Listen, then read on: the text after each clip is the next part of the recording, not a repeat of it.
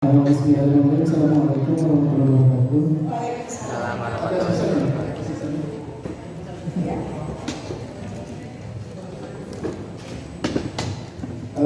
Di sini saya punya 3 pertanyaan sebetulnya, Bu. Sebelum ke pertanyaan, saya ingin ucapkan apresiasi, terima kasih kepada BPDP Jabar yang telah memfasilitasi kita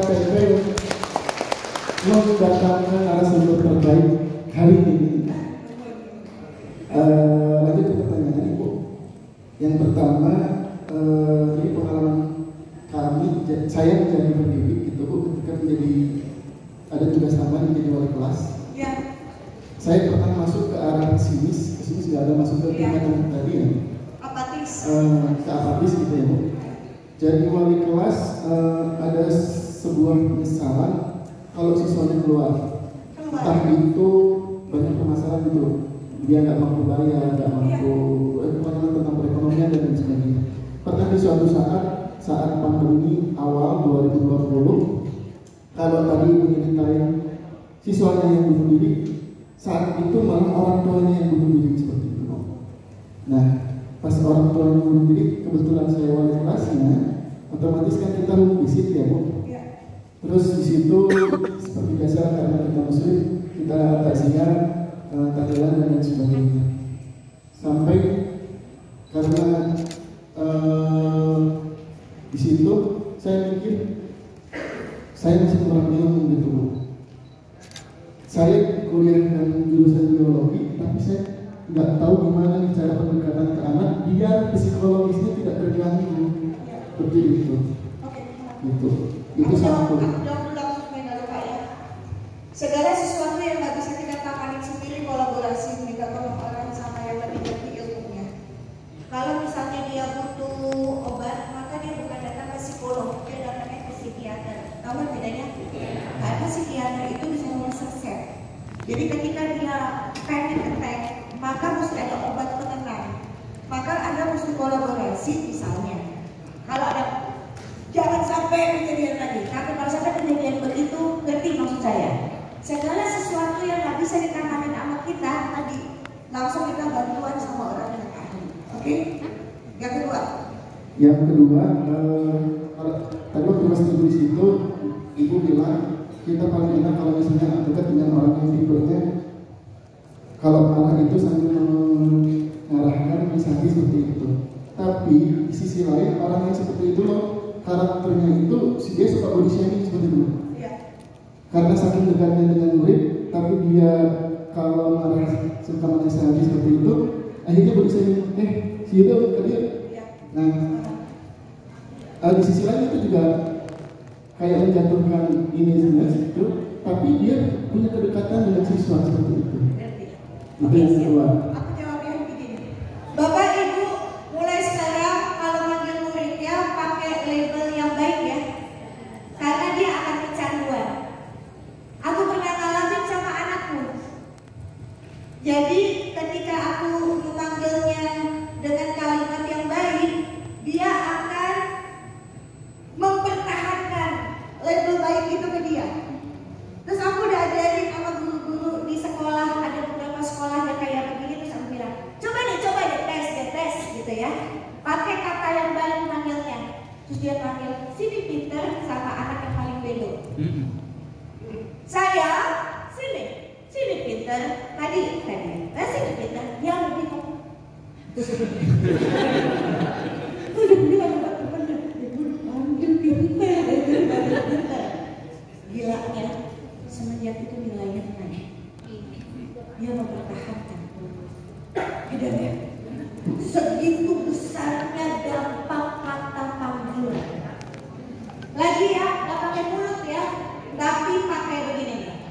Aku ngasih ide sama guru buat kalau mau ujian akhir tahun mereka di kelas, di depan kelas.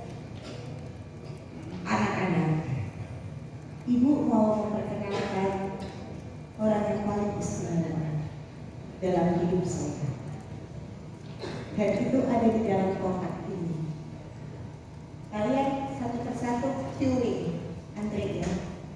Lihat nanti di dalam kotak ini ada apa. Anak pertama melihat ke kotak. Terus dia ketawa, hah? Dia duduk, apaan sih? Lihat aja. Anak kedua, begitu terus berbandingan. Ternyata di dalam kotak itu adalah kaca, cermin, dan anak itu melihat wajahnya sendiri.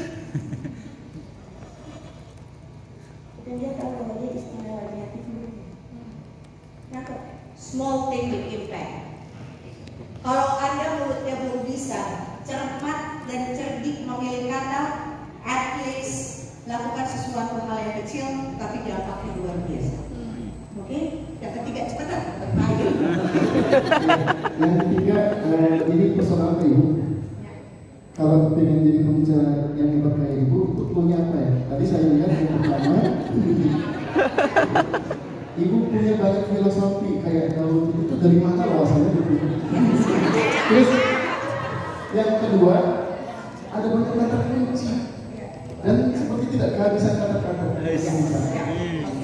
Manusia itu susah ingat, gampang lupa. Maka baca, catat. Baca, catat. Tapi mesti dipraktekin supaya walk the talk. Walk the talk ngerti nggak? Walk jalan, talk ngomong. Jalan sambil ngomong, ya kan? Bukan kan? Walk the talk itu artinya yang diomongin itu yang dia kerjain. Jadi ngomongnya tuh menjiwai, karena saya udah ngalamin. Kalau ngomong sesuatu, menjadi pembicara, pastikan apa yang diomongin itu yang terjadi. Sehingga orang mereka buying omongan kita. Anda tahu branding? Branding, predikat yang ditempel di kita. Personal branding penting apa enggak? Penting. Penting. Ada dua tambahan ilmu, makasih ya. Ada dua. Personal branding itu ada yang alami, ada yang buatan. Ngerti? Kalau alami, you born with it. Kalau alami, Steve Jobs itu alami. Dia nggak usah, Messi. Dia nggak usah aneh-aneh, brandingnya udah bagus. Nangkep? Pernah tahu Lady Gaga nggak? Iya. Enggak. Ya, Lady Gaga itu betul-betul kontroversial. Tapi bukan berarti dia nggak bisa nyanyi. Dia bisa bikin lagu, nyanyinya bagus, main filmnya bagus, nangkep. Tapi wajahnya kurang cantik. Di tahun itu ada dua yang rising star yang lagi naik, Lady Gaga sama Britney Spears. Wartawan di Amerika lebih pengen nulis si cantik rambut pirang daripada si perempuan hidungnya gede. Nangkep? Ya. Maka dia pakai branding buatan untuk supaya orang noleh. Pakai baju landang, pakai baju daging. Tapi kalau disuruh nyanyi, perfect kok. Ngerti? Bedanya sama orang Indonesia, lu bikin sensasi tapi bego. Semakin tinggi sensasi, hanya pengen berita, tapi karyanya nggak ada. Makanya yang kayak begitu ditinggal sama orang. Aku banget. Jangan brandingnya rumah tangga bahagia, tapi lu kawin lagi. Siapa itu? Si Ujang.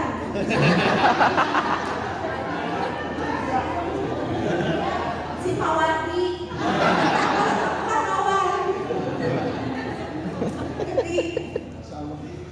Dan kita itu diuji sama omongan kita, nggak jauh-jauh. Aku pernah ya Pak, ini pengakuan. Aku pernah, jangan marah, jangan marah, jangan marah. Baru gua selesai tutup laptop, gua marah kata gue. Aku ngomongnya dia, Allahu Akbar, Allah yang dekat ya. Dan yang diuji bukan hal yang lain, hal yang baru diomongin. Makanya tantangannya adalah kalau personal branding mesti jaga. Oke? Iya, itulah guru. Bapak ketemu, Bapak ketemu, Ibu juga ketemu kan semuanya ada orang yang Anda nggak kenal masuk ke dalam ruangan. Nggak kenal siapa tapi energinya gede banget. Terus kita langsung zep. Ya kan? You born with it. Ada yang begitu. Ada yang begitu. Latihannya gimana? Self care. Dengerin dulu. Kalau badannya nggak mau ngomong, jangan ngomong. Oke? Udah. Ini orang ini tidak ada yang nanya.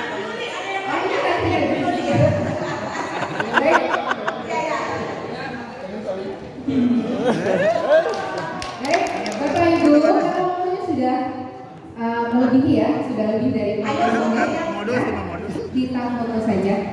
Baik.